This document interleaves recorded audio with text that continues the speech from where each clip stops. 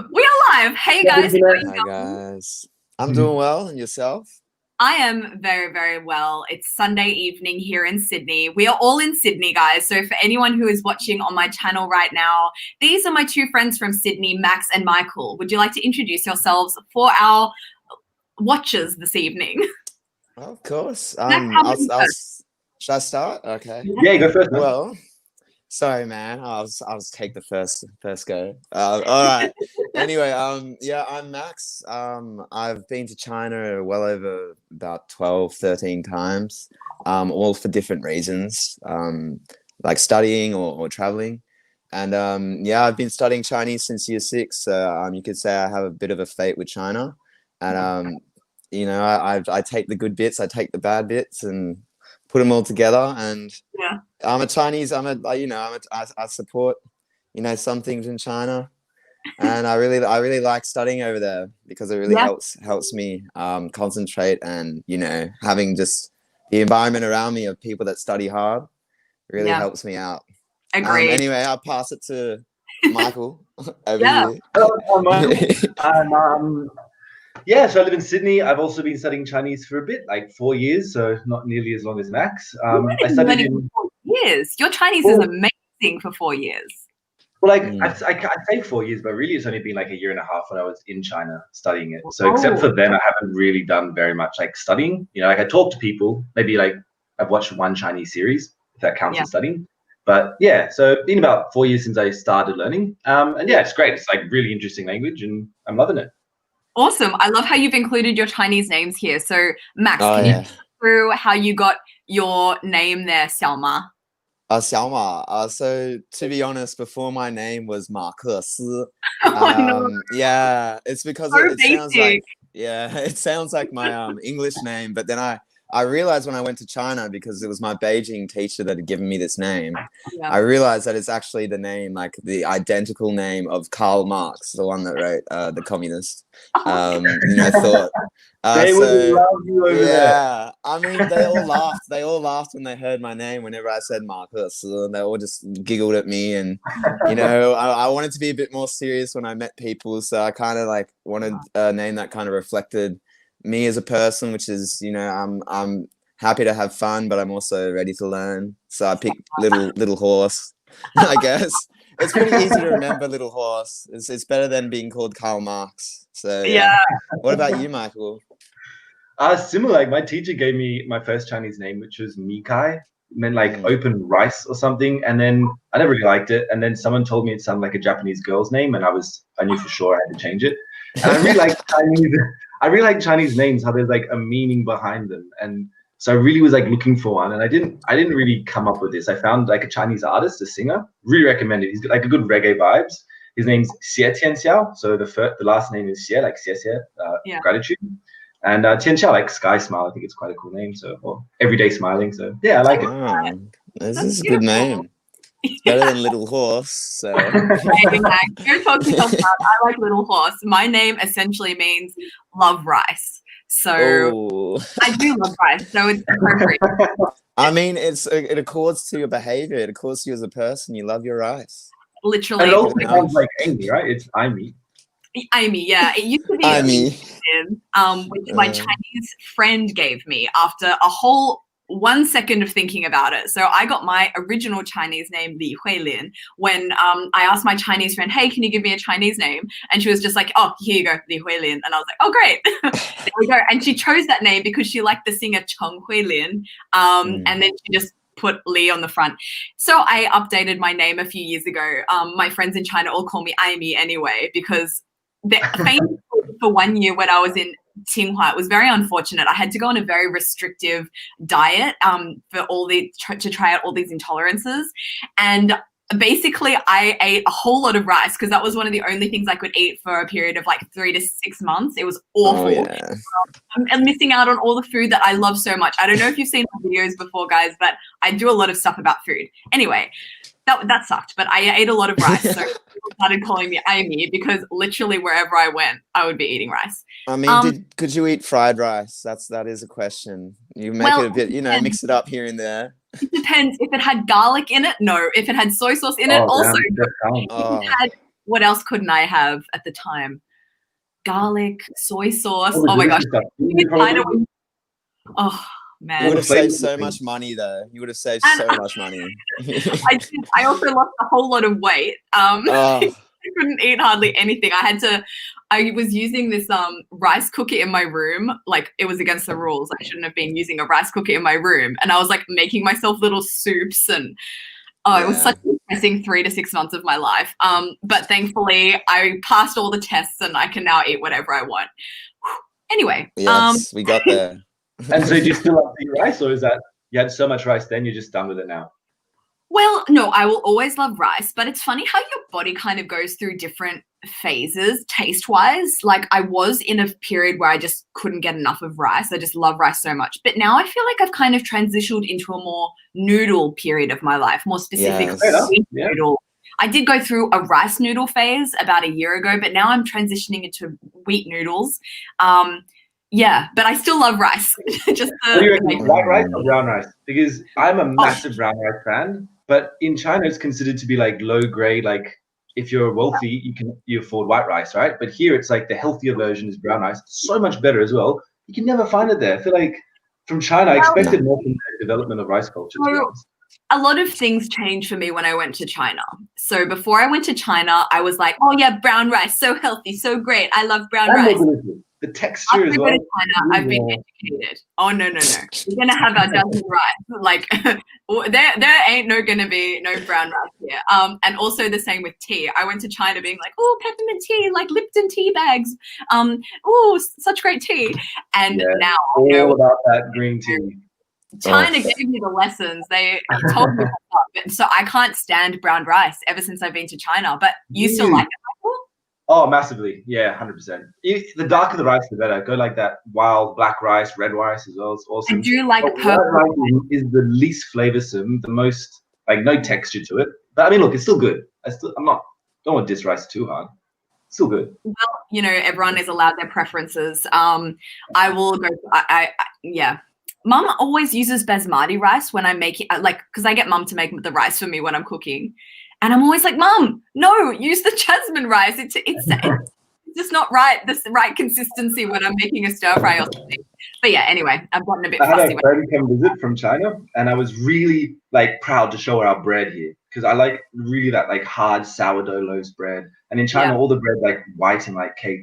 So I was like, you got to try this amazing bread. It's like really expensive. I went out, just waited in line for like 15 minutes just to buy this bread. She ate it. She hated it. Absolutely despised it. But it like cut her mouth and everything. But it was so funny. We went to like a random Thai restaurant, and she was like, I love this rice. It's so different. And it was just like a normal white rice, but she could really taste like the differences. And then each restaurant we went to, like the Indian basmati rice, she was so into it. I just thought that was such like like an amazing stereotype that was true, actually. Yeah, no, that's hilarious. It's all very different. But interesting how that happens. Like when you're used to one thing and you go to another country and you have like bread in another country, you automatically are like, oh, that's different. Like I like mine better. I actually have quite a few friends. Everyone knows that Australian meat is very good, right? Very good quality. So I had a lot of Chinese friends when they came to Australia to travel. They thought that our meat tasted funny because it doesn't taste the same as Chinese meat. And I found that funny because when I went to China, I also could taste a difference in the meat in China. Do you guys have a similar experience? Yeah, for sure. I'd say the quality, you know, it's funny in China, what they do is when they want to promote like a steak or something, generally they all factor it down to one thing. It's where the steak is from. So like everywhere you go, you'll either hear New Zealand steak or Australian steak. And those ones are generally the most expensive in all of China. But you can also buy like a cheaper version, which is like rubbery, and it's very different to what I'm used to. So I'm not really a fan of that steak there. But yeah. Yeah, I had a host family once that I was staying with for a few weeks. Bless their hearts, to make me feel welcome. They made me a steak and like potatoes and broccoli, like what they thought of as like a Western meal. It was like the steak was. I guess it's just we cook it differently. Like bless them, they were so kind and went out of their way to provide for me and make me feel comfortable. But the steak just was not the same as what I mean. I guess It ain't. It really is quite Have you deplorable. ever been in a situation where you felt obligated to eat something where you didn't really want to eat it at all? Like the steak, I'm sure you would have eaten it, and they like wouldn't have. But if they ever offered you something which, because Chinese people in Western eyes eat things which to us aren't like very appetizing. Have you ever been offered that and thought, oh, I should be? Oh Name yeah. the day that I haven't done that. Like you have to expand your knowledge more and more. So Yeah. the first time I went, like everything was new and different, and every time someone was like, "Here, have this," and I'm like, "What is this?" Oh, it's liver or duck blood, Yeah. and I'm like, Maybe best you didn't ask actually until after you ate it. yeah, I don't know how they solidify the blood. Like I've eaten like pig's blood, and then you like Yeah, it's they like boil congealed, it. like yeah. Bro, what is that, dude? maybe someone in What the is chat can that? tell us. We've got a live no stream idea. chat going on here. Can someone please tell us how the whole duck blood concept works? Because it's blood, but whenever it's served, it's very much solid. I wonder if they have something coagulant. Yeah, there's some cornstarch up in there or something. Oh yeah, just in with the cornstarch. Just cornstarch and blood. Yum I'll yum be yum. honest, this is the least appetizing conversation about food I've had in a very long time. Talking about blood and food, it's not for me, I'll be honest. Ooh, I've someone actually has replied. eaten. Oh, someone's replied, so we can Yes. find out. Someone says blood gets solid when it gets out. No, so maybe it's just blood put into like some ice cube containers and then just like does its thing. I think blood's meant to flow. I don't think it's meant to be solid.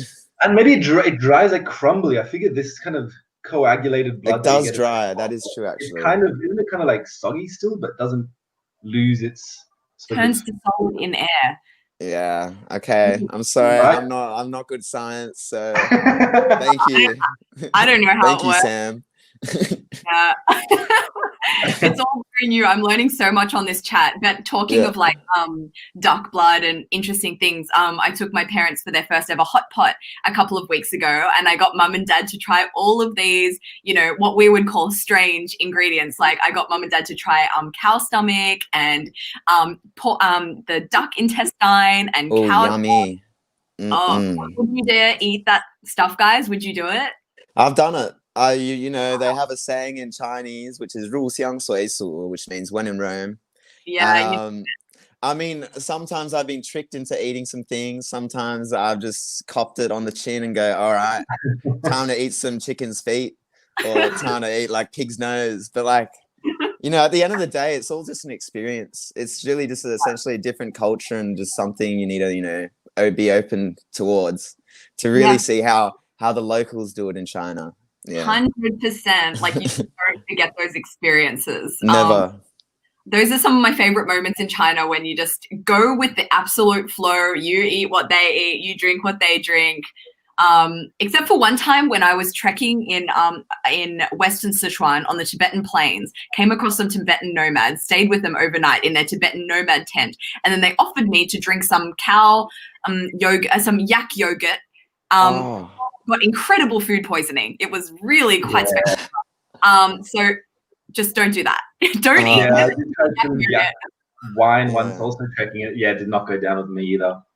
But I've never tried any of those funny meats or anything because I'm vegetarian. So in China, that was something which never really worked out. So I mean, so many times I got so many confusing looks when I told them I was vegetarian. The concept is so different over there. Yeah. No such thing as vegetarian in China. Well, you have to say you're kind of like a Buddhist sort of vegetarian. But the waitresses sometimes would still bring me food, and I'd be like, "What is that?" And they'd be like, "Oh, it's just something that adds flavor." Because we often eat meat, like this big piece of steak or the chicken leg. Yeah. But often you find it's just like part of the flavor, it's just like a little sprinkling on top, like some salt and pepper.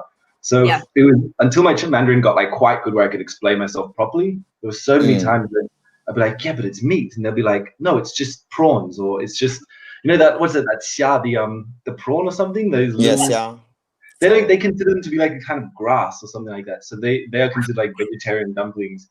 Okay. So there was many times I was left in a difficult situation. I tried making a video about like how to be vegetarian and how to be vegan in China. And I thought I had done a really good job, but like there are a lot of dishes that they will just like flavor with some animal fat, just like casually, just like add the fat. Yeah. It's a lot harder than it looks to be vegetarian in China. Well, actually, I agree with you. Yeah. because I'm still learning what does have meat in it. Like malatang, that base actually is like bone broth, which I was quite disappointed to learn. But the flip side of that, like they have so many vegetables and mushrooms that it's ridiculous. Like we just have 2 or 3 types of mushrooms in close rotation in our supermarkets. You got like the button mushroom and the portobello. We go to China, especially down in Yunnan province, and it's just like hundreds and hundreds of them in close rotation. And their vegetables are also like so many more than we have here. So it's also quite easy once you get to have some Mandarin language so you can explain yourself a little bit. 100%. I once talked to my friend Elliot, who lives in Wuhan, and he's vegan and he lives like a very like vegan lifestyle. But he was telling me that the philosophy behind being vegan in China, and he said you be vegan to the extent that you can live in China, because there are going to be slip ups. Like but there has to be some kind of like allowance for mistakes and slip ups because they will always happen. Like the other day, I took my sister out for Chinese food nearby, and I got her an eggplant dish that I really love. Yuxiangqiezi. It's one of my favorite dishes, and I forgot. Like it's on the vegetarian menu, but it has little ground inside. And I think actually the dish is typically served with meat. But yeah, it's funny. It's like it's mostly vegetable, but there's also just some. Sometimes it's almost like you're in a situation of I'm just not going to ask, really. Like it looks like it's a clear noodle soup, but I'm just not going to ask just in case. And yeah, I agree with my friend. Better not know.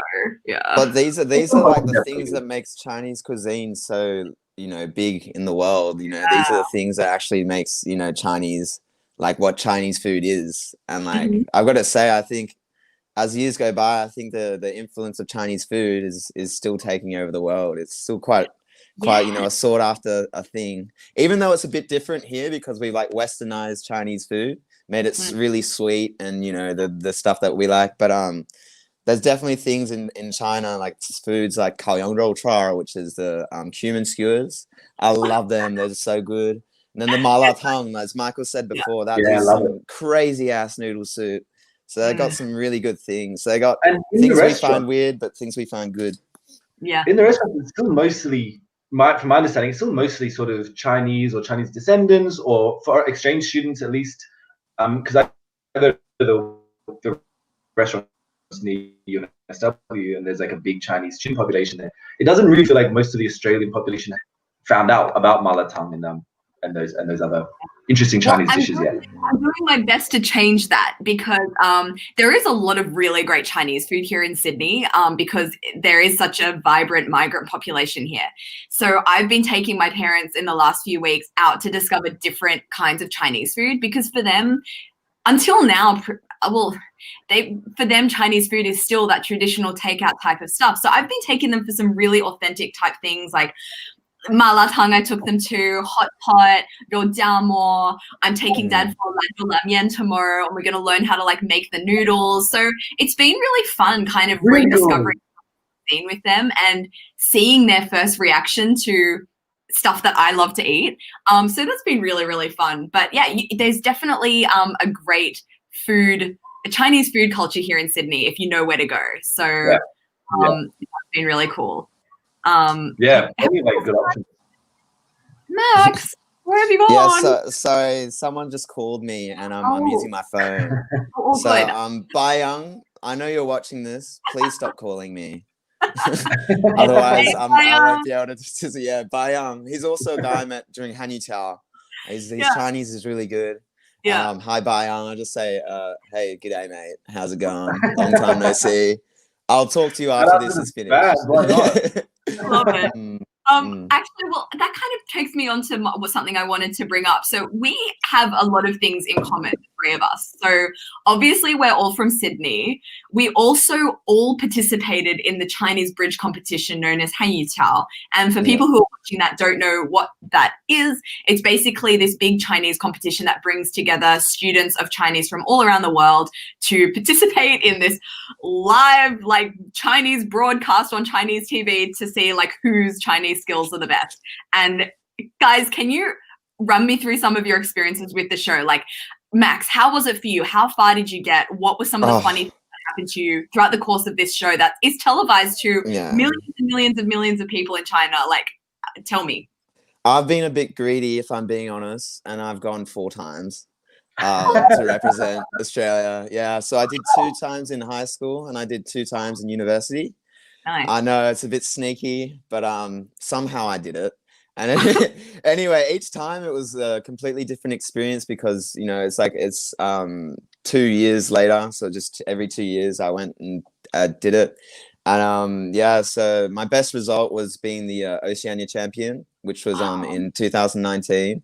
And then yeah, so and then like the other times, I think, you know, they judged it by teams during high school, so I got 3rd then. So I've been very lucky in that China's offered me so many study opportunities, like scholarships and whatnot, from doing these you know, Hanyutao experiences. And as you said, you really do meet people from all over the world. It's not just China. So you go to China and you're meeting other people that are really, you know, doing the same thing you are, which is nice to have mutual connections and mutual hobbies. And in Chinese, they say 志同道合的朋友. So just those ones. I really love our Chinese watchers. 100%. Like, what I loved about Hanyutao was that you would be in a group of people from all around the world, all different countries, ethnicities, using Chinese as the common language, whereas usually when you're in those situations, it would be English. So I found that super unique, super interesting, chatting with someone from South Africa where you could be using English, but you resort to Chinese as the first option. It's like so cool. Do you find it easier to understand a foreigner speaking Mandarin or a Chinese person speaking Mandarin? Oh, Chinese person. I'm sorry. Yeah. Okay. Some foreigners. It depends what foreigner it is. If it's Da Shan, then it may be Da Shan. You know? If it's like I prefer listening to Chinese people speaking Mandarin because it's obviously more correct. But I tend to learn more when I'm listening to a foreigner speaking Mandarin. So I like to watch that TV show Informal Talks, and also 世界青年说, I think is called, where it's basically a whole lot of foreigners coming together to talk about like different world issues. And I find I pick up a lot more Mandarin new words than I would if I was listening to the same show with Chinese people. But in terms of actually cool. I don't know, do you guys have that same experience? Like, I actually did informal classrooms. So I met all the guys from that show. So I know all of them. Awesome. And their Chinese is insane. I'll be honest. Their Chinese is just on a completely different level. But they've had, you know, lots of time in China. They've done masters and whatnot over there, studying the language. But what I find is watching those shows is really good because you actually, you know, it's more an up-to-date version of Chinese. So it's more colloquial. You'll learn more like spoken language. You'll learn how to crack jokes. Like, you know, so it's kind of cool seeing how they do it and like what, you know, what's good and how to do it. Brow Chinese stuff. The only sort of Chinese program I watch is that dating one. What's that one? The Last One Standing, isn't it? I do like watching that show too. I watched the most rubbishy Chinese programs. I watched this one which was just like it was made for like teenage girls, I'll be honest with you. But it's in Mandarin and I love it. Like it's just interesting, you know, it's like, you know, kanra, you know, just watching it for like the color and for the good looking people and stuff like that. But it was like if it was in English, I would find it shockingly boring and probably the same with Beijing. But if it's in Mandarin, I love it. Like I just consume the most like trashy popular culture. And enjoy it's a good way to learn a language. I'll send you some recommendations, Michael. I've got some good shows. Yeah, I think I need it. It's been a while. Amy, didn't you do a dating show? I'd love to hear about that. Tell me. I watched it. I saw it, Amy. Oh my gosh, it was like the weirdest experience of my life. Like I still can't believe that was me. Like it was a complete out of body experience. So yeah, so for people who don't know, I was in a Chinese dating show and they contacted me via Weibo. At the time I was doing like a lot of stuff on Weibo, posting a lot of videos. I was posting like a photo every day. I don't do so much anymore, but anyway, someone contacted me on Weibo being like, hey, do you want to be on this dating show? And I'm like, yeah, sure. Like, why not? Sounds like fun. That's the way to do it. yeah, so I was single at the time, so I did go I did go in with like, you know, pure intentions.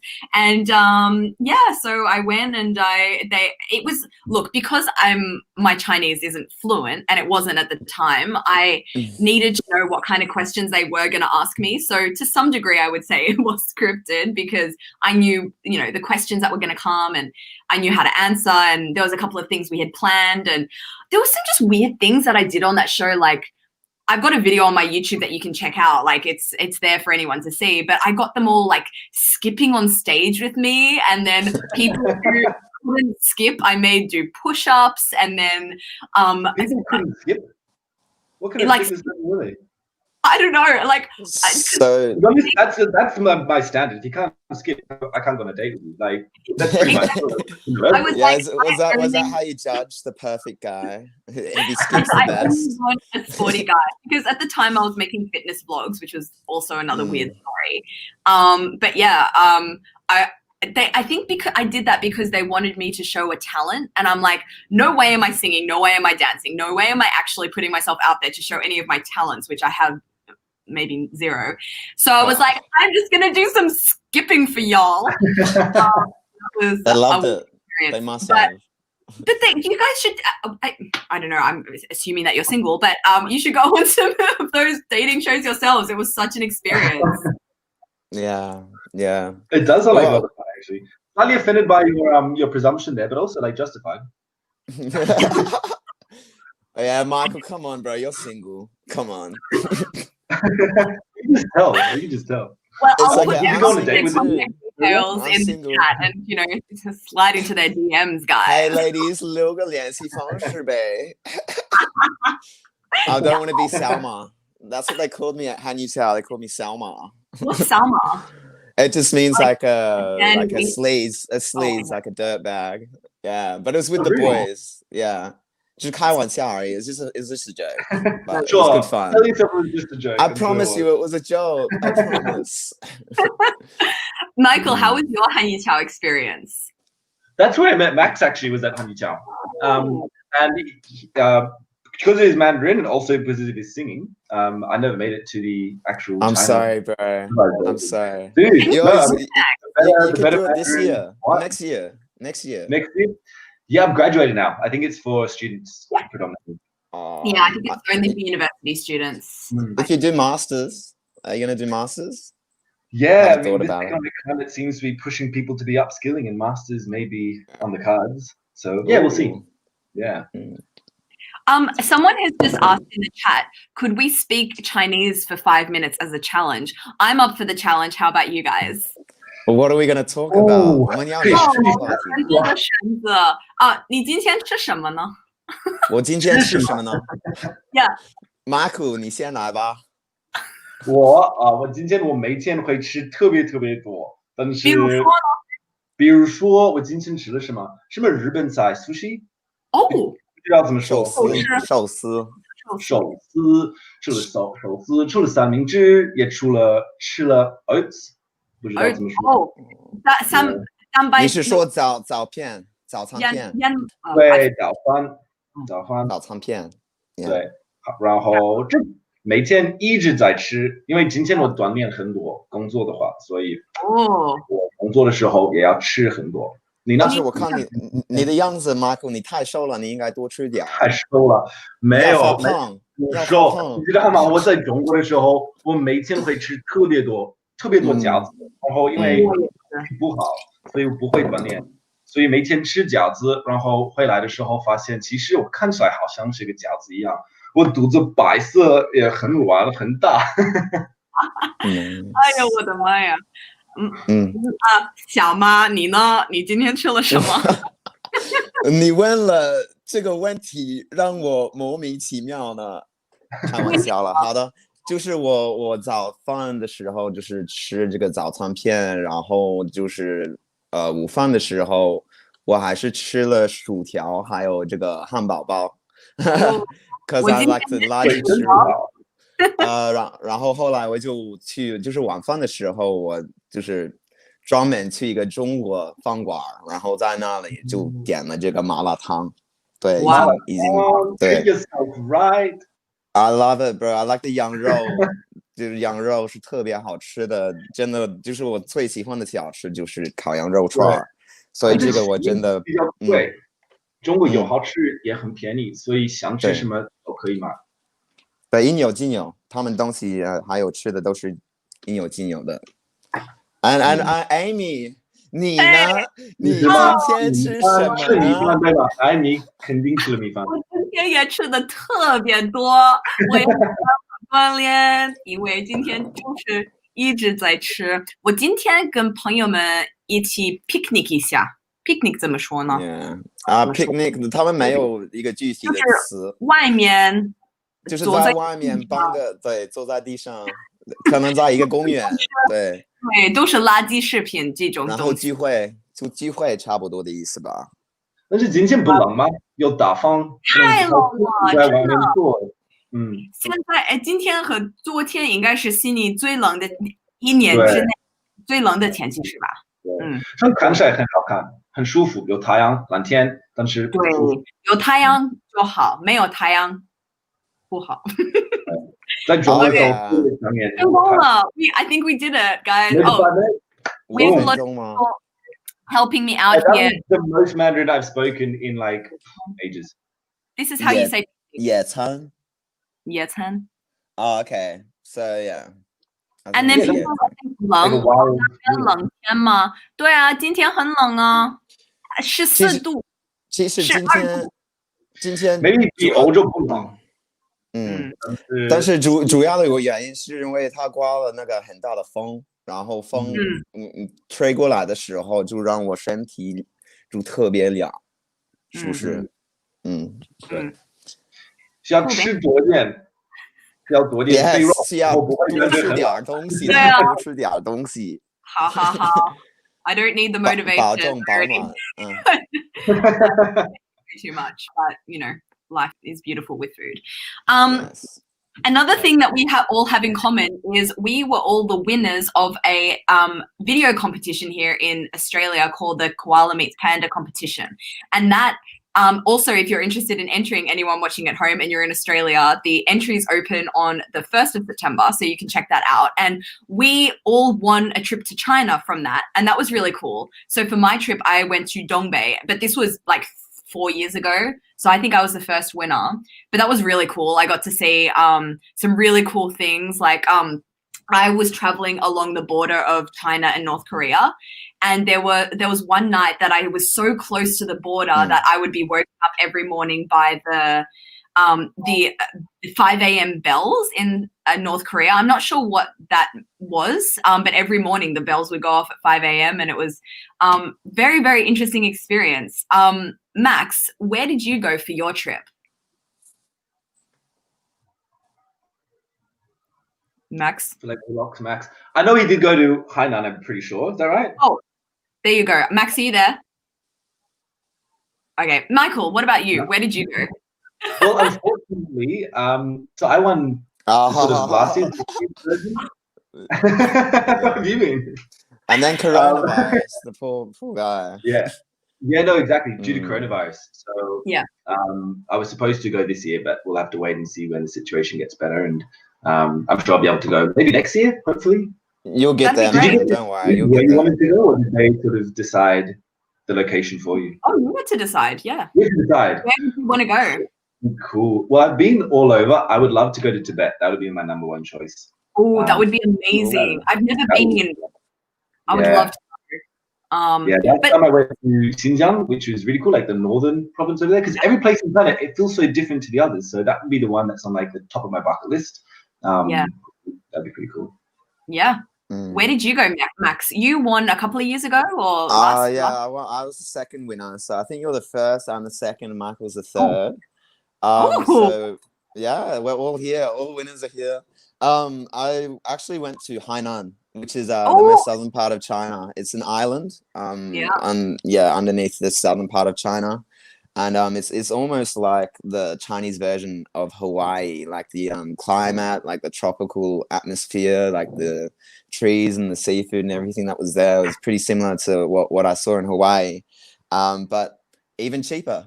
And then yeah, so it's also really good because it's a free trade zone, I think, over there. So a lot of people go over there to avoid taxes and stuff like that when they buy products. And a Yeah. lot of it is actually about 80% off the retail price. So yeah, it's pretty Yeah. cool. I don't Yeah. know. Shopping. Oh, I didn't do any shopping, but the person I was with, she bought like 10 bags or something, like 20 bags. Is yeah. I like this lady. I Girls like her. gotta do what a girl's gotta do. 女生嘛. Yeah. I went to Hainan once, like in 2014. It was one of the first trips I did traveling around China when I was studying.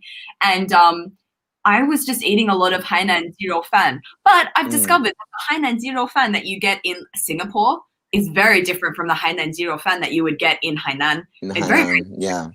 Did you eat some Hainan zero fan? Chicken rice, is that it? So, Chicken rice. So basically, I didn't eat any Hainan Jiro fan. I might have, but I probably did actually. But I do know I ate like a chicken that they boil, and they say it's like their specialty. But it's really, yeah, it's really like it's cool, but it's really plain in my opinion. It lacks some flavor. I don't know why. I'm just a picky guy, so.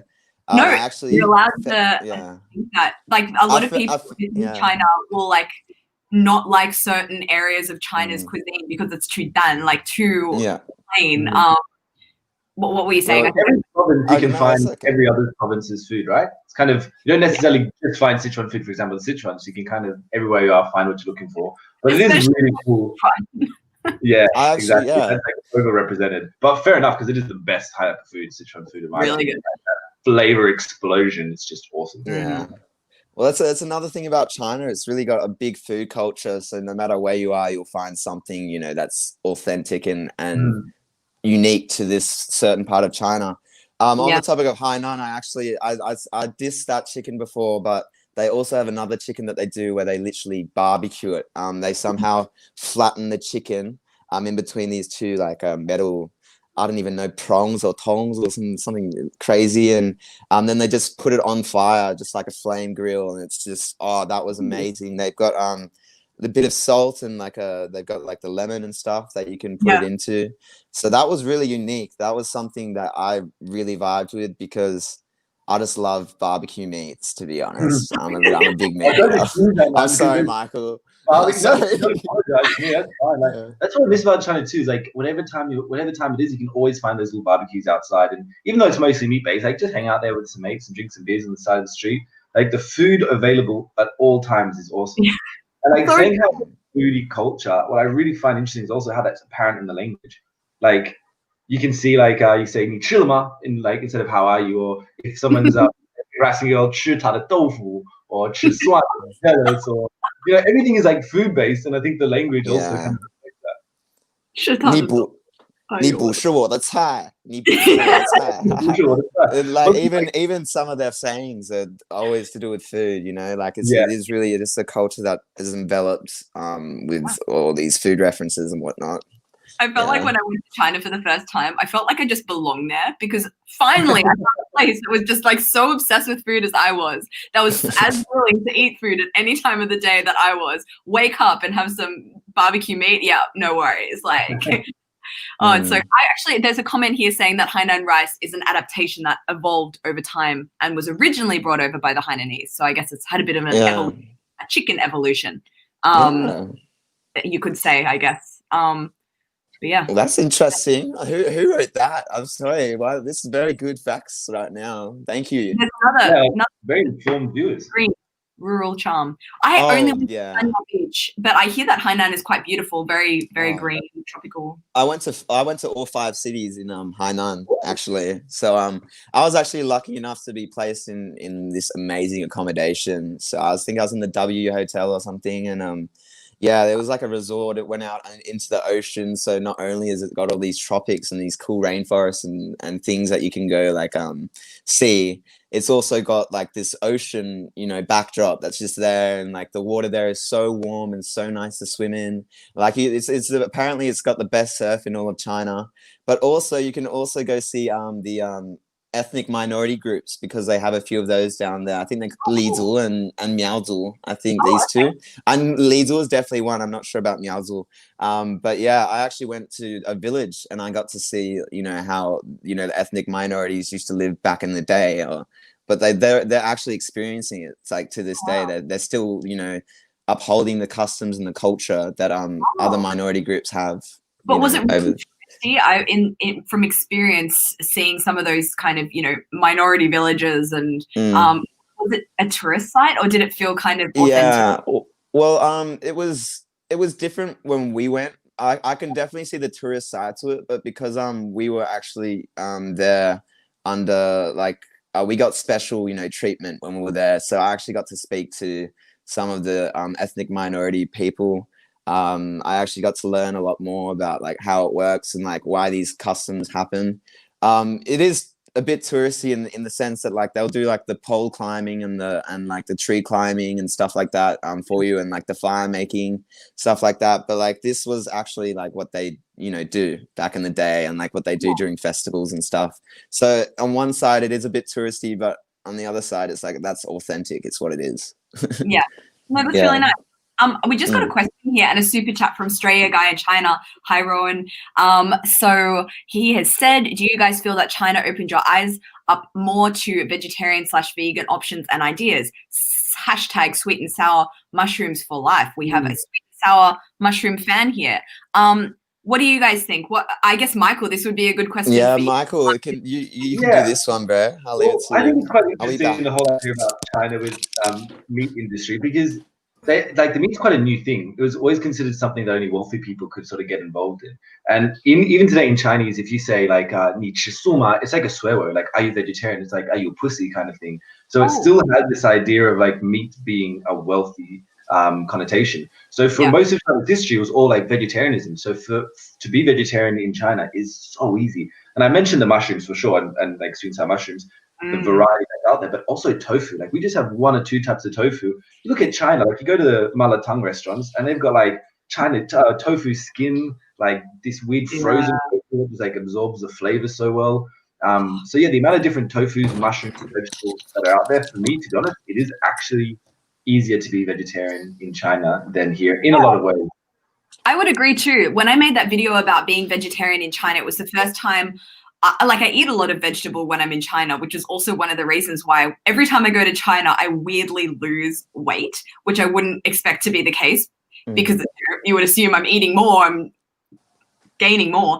But yeah, when it comes to finding vegetable options, it was when I made that video that I was kind of like, wow, no matter where I go, no matter what restaurant I'm at, there's going to be at least 3 or 4 great vegetarian/vegan options. And I'm trying to think of a restaurant. If I just went to the local Italian restaurant, it's not even guaranteed I could find anything there. So it's yeah, I think it's, as I said before, like you have to be kind of flexible to messing up every now and again, because even the most, you know, practiced vegans and vegetarians in China make mistakes when they're there because you never know. Also cheaper to be vegetarian in China as well, because meat's considered a luxury product, so it's taxed except for pork.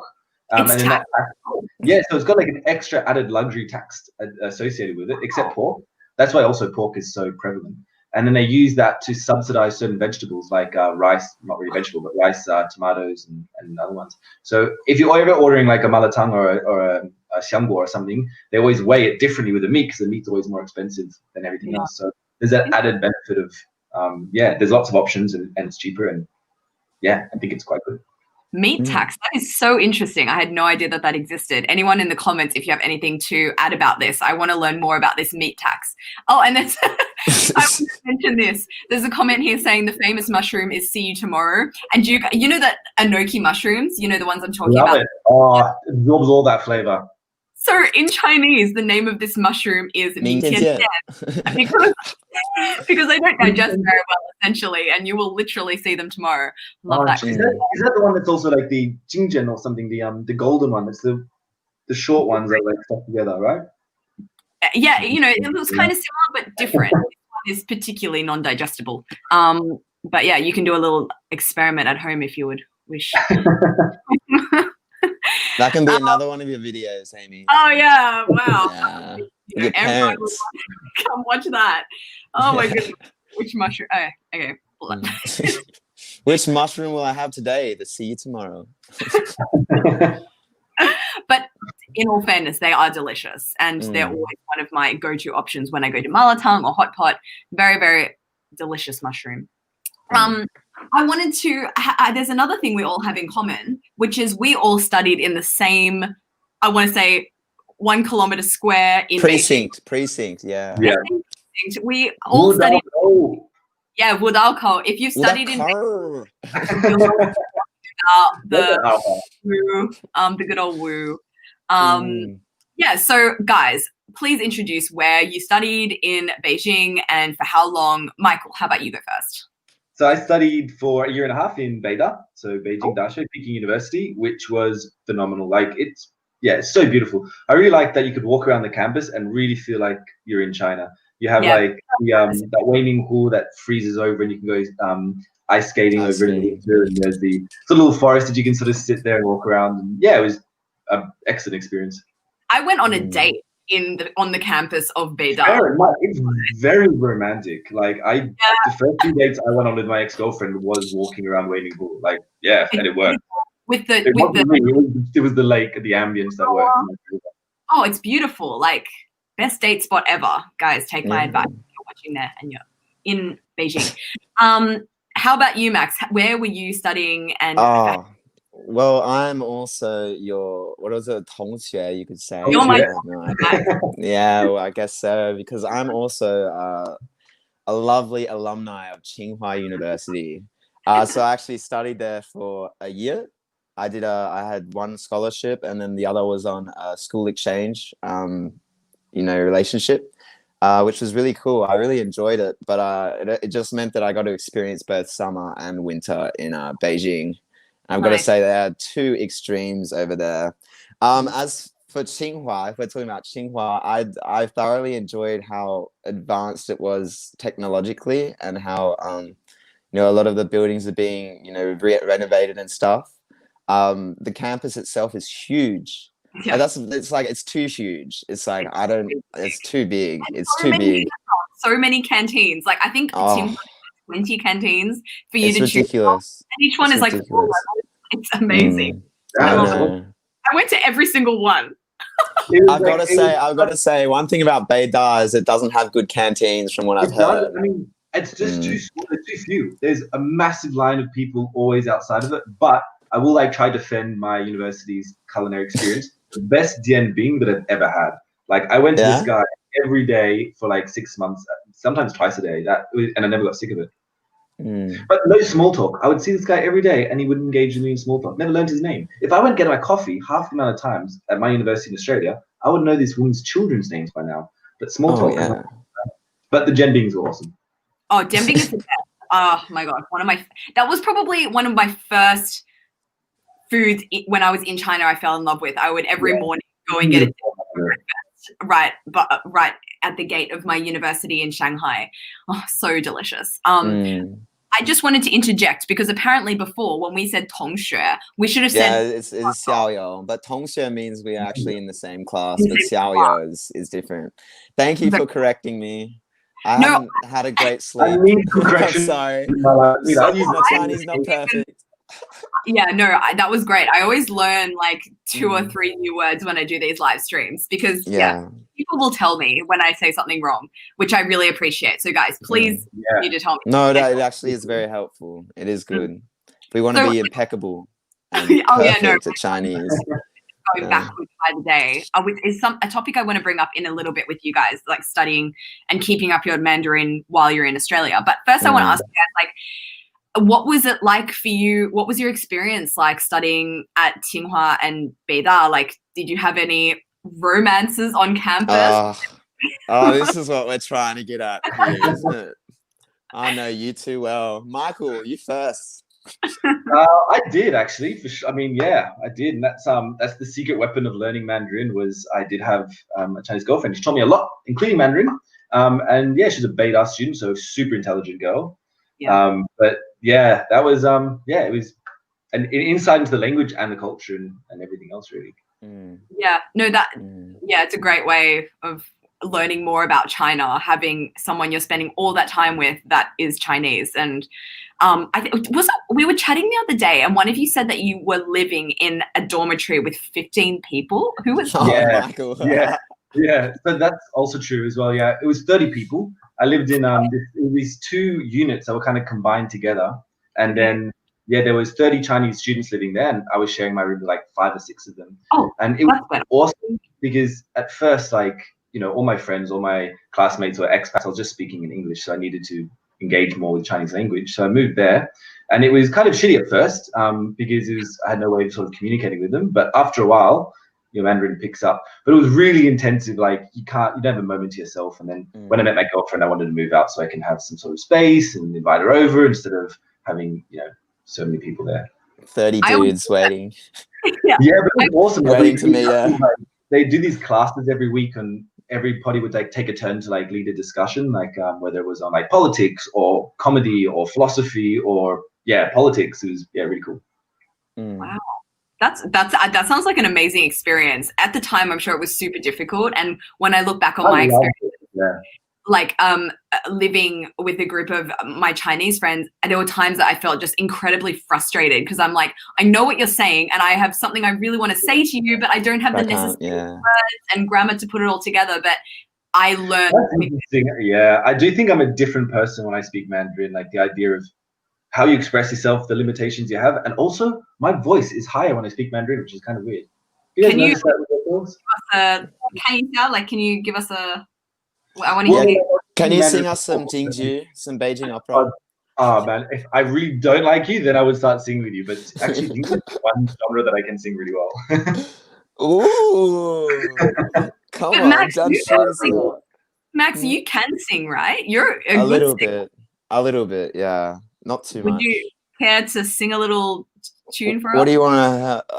I can do a 副歌，就是小长大爱的副，那大长小爱，不好意思，大长小爱。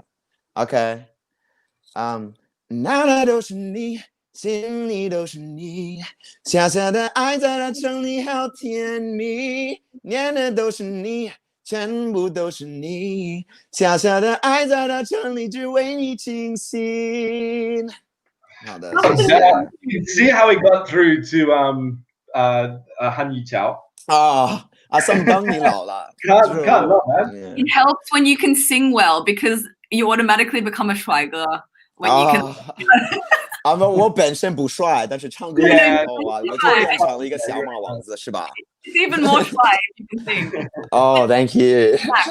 My friend JJ, she's a YouTuber. The other day we tried to do some karaoke together on YouTube, but I found us a back-end streaming platform that actually allows us to sing at the same time, and it sounds pretty good. Would you please join us for one of those live streams? It would be so good. Oh, a male voice. All right.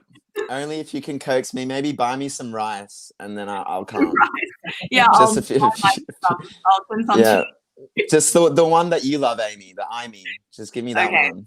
Okay, I'll get you some nice dongbei rice. That's my face. That's the stuff. I've never actually done karaoke. It's such a done thing over there, but I never once went because in my mind, I only go with karaoke with someone if I don't like that person because it's such an infliction, my singing on their ears, that it has to be like an enemy of mine for me to subject them to such torment. But otherwise, just wouldn't go. We should go. We should humble, bro. I'm sure you can sing your heart out. Yeah, we'll go together. We can make a Bring video. Your earbuds, guys. Just make sure you have like some professional. Michael. I'm gonna bust out what she's bust out song. Yeah, that's my favorite song. Your voice would be like an angel's compared to mine. I have actually video proof. I did a live stream about 2 weeks ago with JJ, and I sang. And I don't know, some people in the chat may remember, but like on a scale of 1 to 10, guys watching right now in the chat, how great was my singing? Let's see what they say. So good. No, it's so really, good. really not good. But come on, guys, give her a 10. Give her Even a 10 out of 10. Oh, no. My voice is really, really terrible. Wait. These comments are hilarious. Wait. Did someone already write something? It was bad. It's called. That you should be 委婉的说法呢。你为什么是这么直接呢？ Why are you so direct? I have a new favorite person. 11 out of 10. I don't think Sean knows that 10 was the highest, actually. -9. Oh, must have Yeah, been so- so good. Must have been so good. Okay, this makes me feel better. I think, yeah, Amy, we can go karaoke together. Someone on my level. Don't Give it a worry. go now. Give it a go now. It's a very non-threatening environment, and I always feel very comfortable singing at KTV because everyone sings no matter what their singing level is. Some people obviously can sing very well, some people don't sing very well either, but just embrace it and like you just sing and it feels nice and there's no embarrassment over it, which I really love. Yeah, so it's really fun, and they have quite a few KTV places here in Sydney, so it would be fun. I'm down. Let's go. Yeah. There's so many KTVs in China. Karaoke malatang, and then I'm 100% there. Oh, that's the I thought you can't combination. eat malatang. I Oh. thought you were a vegetarian. You're not allowed to eat malatang. No, I found a vegetarian one actually in Kingston. Oh, really? Yeah, they're out there. Different broths. Yeah. Yeah. That's really nice. Not the same, but- It's so good. You're so lucky you found a vegan one. Yeah, it was like a tomato-y one. It was kind of Mm. sweet. But I was so stoked that I found one. So yeah. I gotta try that too. The one that I went to the other day, if you ask them specifically, they will make you like they can accommodate for you as a vegetarian. So it's very, very convenient. It is very convenient. Yeah, what was it? So I'm going to change. We're the talking topic. about love, I think. Oh yeah, we were talking about. Oh, we didn't finish talking about you, Max. No, we didn't. But I don't need to tell any. If you guys want to know. So You went to basically, Tsinghua, you had not many options, I imagine. this is not. That was. I think Tsinghua should actually be 被叫做这个男子大学呢，男子大学. I think it should be called like an all guys school because just so many dudes at Tsinghua. But anyway, off topic. I'm sorry about that. Doesn't really matter. It doesn't matter if it's dudes or girls. But yeah, I was with a girl from Belarus. I met her during the first Hanyu Chao, which was 2017, I think. And yeah, so I actually found love in Hanyu Chao, which is pretty cool. And because she's from Belarus, we actually use Chinese as a means to communicate. And her Chinese is probably slightly better than mine, probably a lot better now at this point because she's also Tsinghua now. And yeah, so she kind of pushed me to learn, which was really awesome. How was her English? Was the English so great? Oh, her English is let's be honest, this girl can speak 6 languages fluently. Like she's really hardworking and wanted to speak Mandarin with her. Oh, well, sometimes, it gets embarrassing for me because she speaks 6 languages and here I am on my second language and she's still better than me at every language. But anyway, so we actually met. We did TV shows together and stuff, which was good. And then, just long distance, it wasn't very helpful because, she's somewhere else in the world and it got hard. But yeah, whilst we were together, it was really good because we pushed each other to learn. And it's kind of strange thinking that, it's someone that isn't from China, like still teaching me Chinese. But she was. So that was really nice. That was really cool. And so China was kind of our bridge, which was awesome. But now I'm done Shengao. So if anyone wants, to get my number, just write in the chat. I'll leave Max's details in the description. Oh no! I was just kidding. Like they do in Fake on Water. I'll give your, mobile. Yeah. If you subscribe and pay $5, you get Max's number or something. You might take your shirt off even less than $5. I might take off my shirt. Well, Max, you were supposed to be going back to do a master's in China right now, right? I was going to go to Beida, so I was going to go to Beijing Daxue, and I wanted to study. So that's Peking University. So guys, I should start speaking Chinese, and that's So I wanted to go there to study international business as a master's because I've done international relations, international studies as a bachelor degree. So it'd be cool to do like something slightly different. It's still international, but I think trade would be good to learn in China, considering they're just big trade partners with Australia.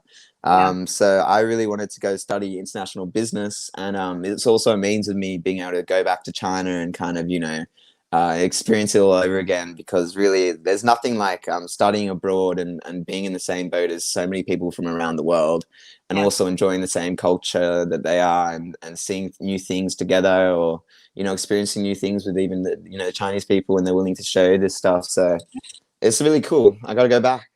Yeah, shame that you couldn't go, obviously because of COVID. But Yeah, can you next just year. and go back next year? Yeah. Yeah, Okay, well, I'll have to apply again. But yeah, I'll apply, and I think I'm going to be trying to apply for like a Pyongyang or something like that. I think they have a scholarship is it program, the which is capital city of North Korea? probably it's a really confusing name. I know there's one called Schwarzman, Schwarzman College, Oh yeah, which is in sure. Tsinghua. But Beijing University has their own, Peking University, so has their own like version of that. I think it's Yantian. I really don't know. But yeah, I'm gonna apply for that. Yeah. Yeah, I think it's Yanqing. I don't want to say the wrong name 10 times in a row. But anyway, yeah. So the applications close in December. So I'm gonna go apply before that. Yanjing. That's what it's called. Yanjing Scholar. Yeah. Okay. Cool. I know the Australian government has quite a few good scholarships out there, because obviously China being such an important trade partner. So, and also then China, there'll be good scholarships out there as well. So I think probably learning Mandarin, you have the most opportunities to get some sort of funding to help you get over there and language learning. Yeah, significantly harder once you want to study like a master's or so. Yeah. I think for me, when I was at Tsinghua, I was studying Chinese. It was very easy for me to get in. I even got a scholarship. But I was wanting to go to Tsinghua and study like a master's or a doctorate or something like that. Tsinghua is like the hardest university in the world to get into. Like for me to get into Tsinghua as a student would be almost harder than for me to get into like Harvard in America. Like it's just so competitive. I think it'd be harder, because you just think about how many, the population of China and how much education is like valued over there. I think it's harder to get into, maybe for a domestic student. I'm not sure about foreigners getting in, but for a domestic student, I think getting into Beida or Tsinghua is harder than for us to get into Harvard. Yeah, just think how much competition you have, and I found it fascinating. That sounds rough. I would be in the canteen at Tsinghua looking around, being like, I'm literally surrounded by these smart kids in the country, because one person from one like county that gets to go to one of these really top universities. It's so competitive. So you're literally surrounded by crazy smart people. So I found that very interesting, studying there. It definitely pushes you to, to drive yourself and motivate yourself. Like I find that when I'm in China, I actually develop a lot more in terms of, intellectual capabilities, or, stuff to do with knowledge, because I've kind of embraced the culture where everyone just studies really hard, so it's good in some ways, because it makes you more of a, like an academic person, or just a person that wants to go out of their way to learn things. Which was really cool. It's really motivating. I guess the opposite of that is an English teacher in China, and I was teaching kids like quite young, and their schedule was so packed. They were doing English lessons with me, followed by, I was like, what are you guys doing on the weekend after this? And there'd be like maths lessons, violin lessons, swimming lessons. It was just, these kids were as young as 6, even younger, and they were just so already being so like drilled with these extracurricular education activities on top of their schooling and stuff like that. So I think especially like only child policy would be, when you have 4 grandparents and 2 parents on that one kid, and they can have 2, so it kind of spreads it out, would kind of intensify that need to get an education and just definitely be different than everyone else. But it is like a lot of pressure. I was talking to some school kids that would be at school at like 7 a.m. and finish school around 10 p.m. Like for us here in Sydney, like my school would start at 9, finish at 3. It's definitely a lot of learning happening. But yeah, very different 2 countries in terms of styles of education and timetables and stuff like that, and pressure. And I think it depends on the family as well. I guess everyone is different. But yeah. what did you guys get much into? Changing the topic again. Did you guys get much into like the drinking culture when you were in China at all? Like, did you enjoy getting a beer with the mates? Like, what With was the that? boys, beer with the boys. Yeah. I absolutely love the Chinese drinking culture. Yeah, it's good. so much fun. First time I had baijiu, hated. I thought it was the worst drink in the world. I couldn't understand how anybody could actually enjoy it. But then I got to drink more and more of it, and absolutely loved it at the end. And You drinking love with like older generation, so good. I'm sorry, I can never get used to baijiu. To be fair, I was I'll drinking drink like it. alkai and like sort of the really not the sort of stuff you just get into the supermarket. Yeah. But it was so. But you got to drink a fair amount of it in order. This is all with my girlfriend's family and stuff like that. And yeah, they're so rowdy. They just like keep going, and you have these dinners that just end up being like 5 hours, and everyone just stumbles out there at the end of it. It's messy but so good. Love it. Yeah.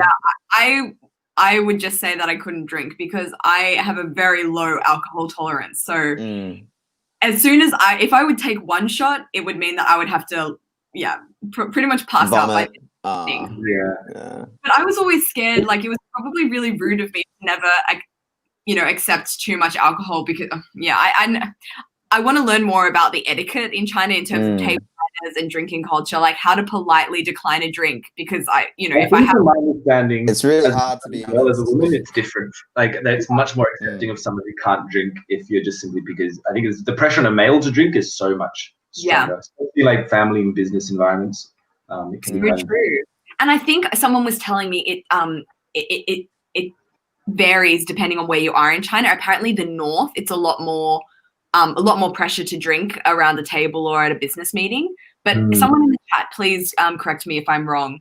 But yeah, baijiu I could never get into. But Michael, I think you're the only foreigner I've met that actually not only tolerates but loves. Wow. It's a quality. Russians love it. Russians love it. Really? Like some dinners and no one really enjoys it except for me. So I feel like I'm wasting when I bust it out and spread it to my friends. I want to make a video more where for you, yeah, exactly. I was thinking of giving my parents baijiu for the first time. I think that would make an interesting video. Maybe Michael, you can come and be the baijiu connoisseur and tell us what a friend is. That'd be good. Yeah. I actually find that with me, my probably most vivid and shouldn't be most vivid, but for some reason it is my most vivid memory of drinking in China was the first Chinese wedding I ever went to. And because I went on stage and I sang a song for them because it was like a 传统婚礼, so it was really traditional wedding, which was really cool. But like with these traditional weddings, they end up inviting like 1,000 to 1,000 guests, which it's quite insane. And then like because I'll be there, I'll be like one of 1,000 people that is foreign, and so all these like shushu and ai like kept going, look, every person has to serve a drink to you and you got to drink it all. So I ended up smashing so much mouth haijiu, and I thought I had it. I thought I was all good. I stood up and I couldn't walk straight. I was that's not good. That's the thing. Games. They all drink with you first, and then you have to like reciprocate the respect and drink individually with them. So if you're sitting on these big round tables, like that could be 12 to 15 shushus and ayis that you have to sort of then you have to remember the names as well, and it's like you have to shushu wajingni, and you got to stand up the glass a bit lower than theirs. And you get absolutely hammered. But some of them they just try to get you drunk. Like some of them are just drinking. Oh, some love to watch you get drunk. And they're just like, let's get the Wygor end smashed, Actually, I think I like to see, what your tolerance is compared to them. Like, who's going to win? Like, who can have more shots? But that's just the impression I've gotten. I don't know whether that's actually true. But, who can drink more? Let's see. They always ask, like, how much can you drink? And I don't know, like, that's not a question I've been asking unless I was in, like, high school or something. But in China, it's a question which I wonder if it's like a sign of masculinity if you can drink more, or they're really curious about concern for you, so they want to push you to drink more than your limit. They just want you to why they high. They want you to party.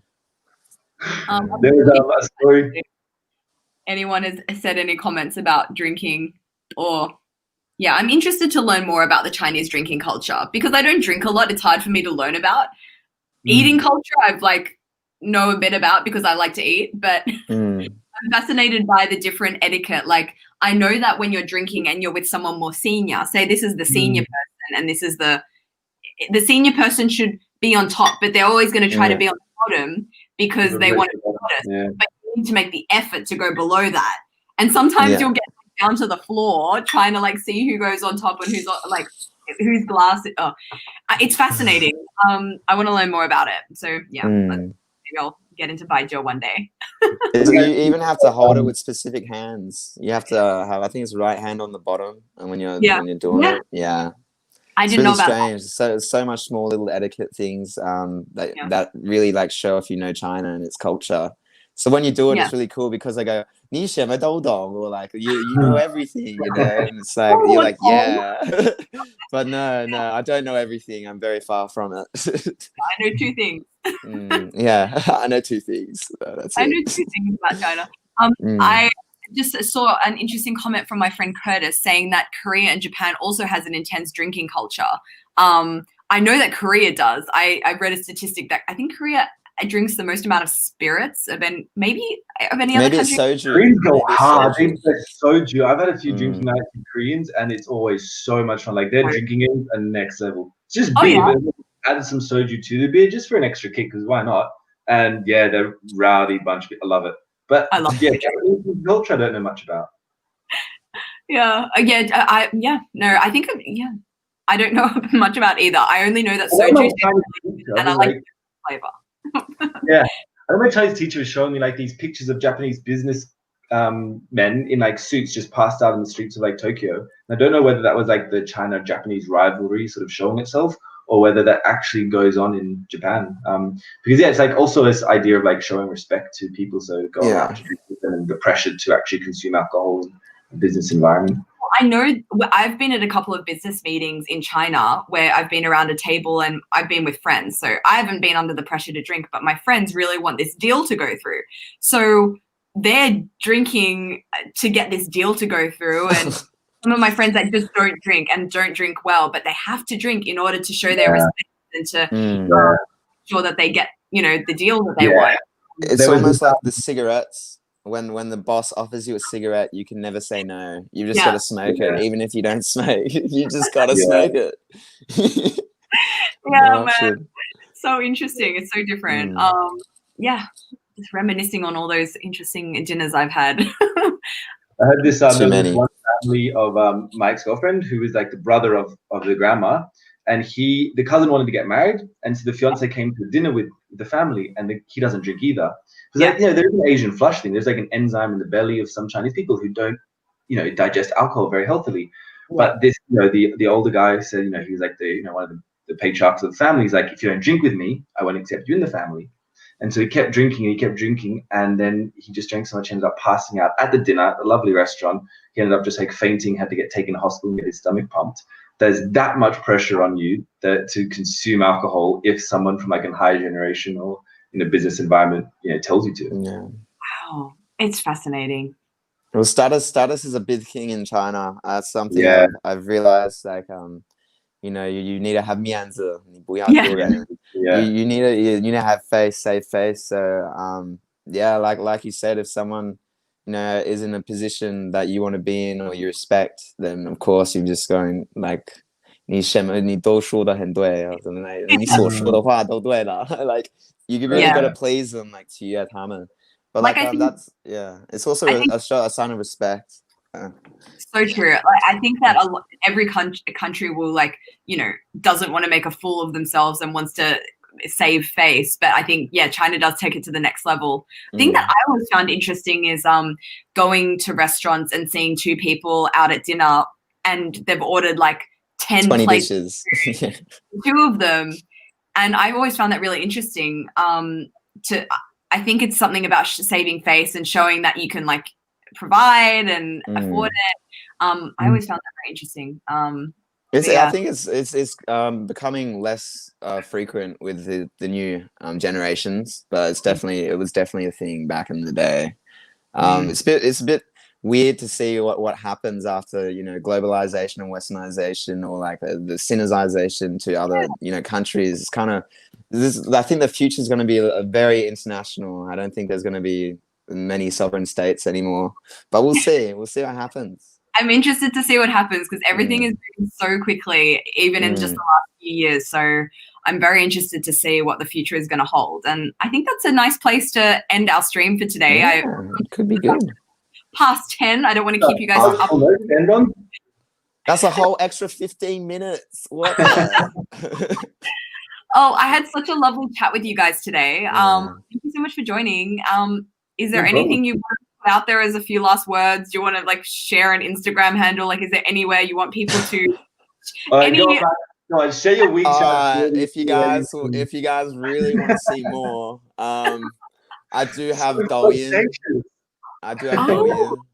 So what I do in Douyin, which is TikTok, basically, is I translate lots of Chinese songs into English, and I do a few English into Chinese, and then I also just sing Chinese songs. So it's just called 小马歌手. I'm just writing it in the comments. Yeah. So that's 小马歌手. So if you just want to look at, you know, foreigners singing Chinese songs in English and have a laugh and be like, look at this, it's different, it's interesting, go have a look. I'd appreciate that. My Instagram is just my name, my Facebook is just my name, Max Silk. So if you want to contact me, just contact through those channels. And then also I'd just like to say thank you for watching. You guys have been great, and thanks for tolerating me and these guys. A YouTube channel. I think people I should really to say, and you too, Michael. Yeah, come maybe on my channel more. Yeah, we could do some videos later. Yeah, we're all in Sydney. We may end up just live streaming our xiangguo and our karaoke afterwards. Why not? Oh, for sure. Let them hear our beautiful voices. Fantastic. Well, thank you guys so much for joining. Michael, is there anything that you want to add or say or share? Not all being said and done.